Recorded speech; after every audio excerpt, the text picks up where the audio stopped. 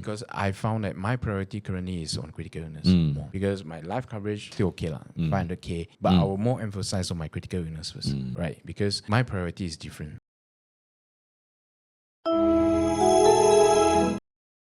Yeah, talking about FOMO and then refrain ourselves from reviewing our policy. I think this is something that should be discussed openly. So it creates urgency, it creates awareness. Because a lot of time, by the time we wanted to get covered, right, it might be too late. Or maybe we still can, but at a much more higher price. Because it's not just exclusion and decline application in insurance. There's also loading, which they might need to pay extra 20-30%, some even 100%. Means double, everything goes double. So we should have the awareness by managing our risk properly. I do review my own policy when I become agent. Because before I became agent, I only know, okay, medical coverage lah. Right? Everything pao ka liao lah. The hospital bill, everything cover lah. The rest, actually, I don't know one.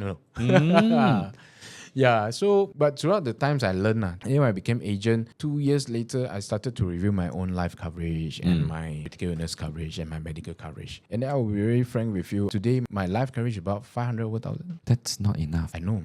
So this year is going to top up some more. But my critical illness coverage is more than my life coverage. Because I found that my priority currently is on critical illness more. Because my life coverage still okay lah, 500k. But I will more emphasize on my critical illness first, right? Because my priority is different. The question that I always ask myself when I'm doing financial protection planning is what if this happened? How much I need? So I will looking at my income, I will looking at my commitments, I looking at my expenses, then I work it through lah. I cannot run through a very complicated financial analysis kind of thing because I'm very not good at maths.